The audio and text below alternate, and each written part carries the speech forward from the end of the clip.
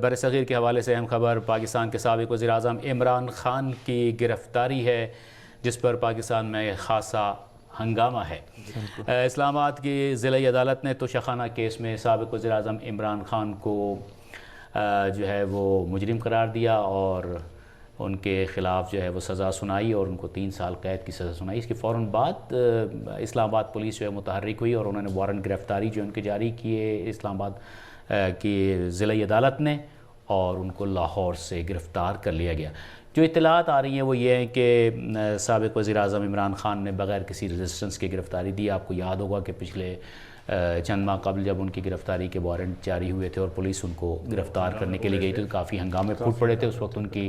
Party کے کارکنوں کی ایک بڑی تعداد لاہور زمان پارک میں موجود تھی، جہاں عمران خان صاحب رہائش پذیر ہیں،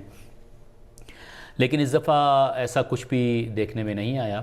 اور انہوں نے بھی جو ہے والنٹیئرلی جو ہے گرفتاری جو ہے پیش کر دی ہے۔ اس حوالے سے ایک بڑا جو سوال عامہ کے ذہن میں آ رہا ہے، بہرحال توشہ خانہ کا جو معاملہ ہے وہ اس سے پہلے بھی وہ کافی سرخیوں میں رہا ہے اور بہت سے جو سیاسی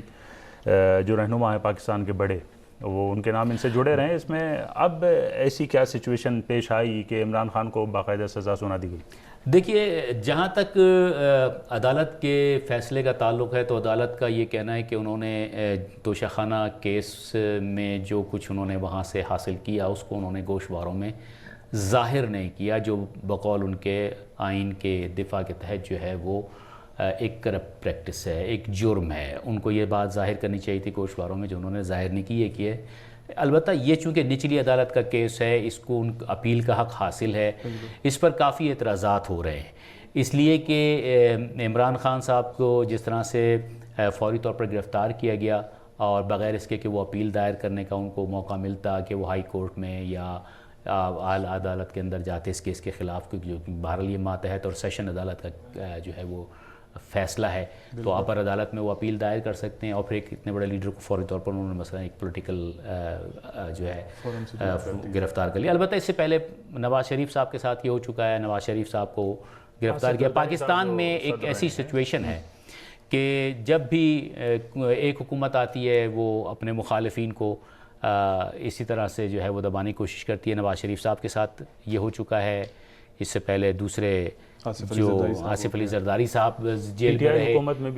پی ٹی آئی حکومت میں بھی اسی طرح کے جو ہے بعض چیزیں سامنے آئیں، تو لہذا پاکستان میں اس طرح کا سیاسی جو معاملات ہیں، یعنی یہ کہیے کہ سیاسی تصفیہ جو ہے وہ اس طرح سے کیا جاتا رہا ہے،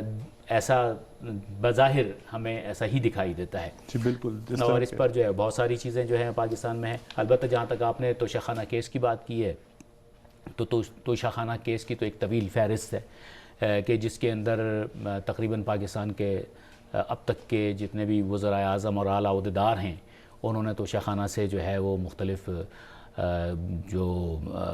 تحائف ہیں ان کو کم قیمت پر حاصل کیا ہے اور استعمال بھی کیا ہے، اپنے رشتہ داروں کو بھی گفٹ کیا تھا کہ شاہد خاقان عباسی صاحب گزشتہ رات اپنے ایک ٹیلی ویژن انٹرویو میں اس بات کو کہا کہ انہوں نے جو ہے وہاں سے کچھ تحائف لیے اور اپنے رشتہ داروں میں تقسیم کیے، تو ان کا یہ کہنا ہے کہ بالکل جائز ہے۔ تو میں سمجھتا ہوں کہ یہ ساری چیزیں، پی ٹی آئی کا تو یہ کہنا ہے نا سیاسی انتقام ہے یہ ایک طرح سے، ظاہر ہے کہ پی ٹی آئی تو اس کو یہی کہے گی کہ یہ سیاسی انتقام ہے، لیکن انتخابات کے عمل سے ظاہر ہے کہ جو سزا آئی ہے، جس طرح سے ان کو گرفتار کیا گیا ہے 5 سال کے لیے، وہ کم سے کم نااہل ہو جائیں گے اس فیصلے کے تحت، اور الیکشن اب قریب ہے، 9 اگست کو اسمبلیاں ڈیزالو ہونی ہے، اس کے بعد جو ہے کیئر ٹیکر گورنمنٹ آنی ہے، اس کے بعد الیکشن کی تیاریاں ہونی ہیں، تو لگتا تو ایسا ہی ہے۔ جو اکثر سیاسی تجزیہ نگار ہیں ان کا تو یہی کہنا ہے کہ یہ عمران خان کو الیکشن سے دور رکھنے کی کوشش ہے۔ پیش گوئی کرتے رہے ہیں ماضی میں اس سچویشن کی کہ ایسا کچھ ہو سکتا ہے اور ان کا مقصد یہ ہے، ان کا الزام یہ رہا ہے بہرحال جو حکومتوں پر۔ رائے عامہ بھی بالکل یہی کہہ رہی ہے کہ زیادہ جو ہے وہ بات یہ ہے کہ الیکشن سے ہی دور رکھنا ہے۔ صحیح۔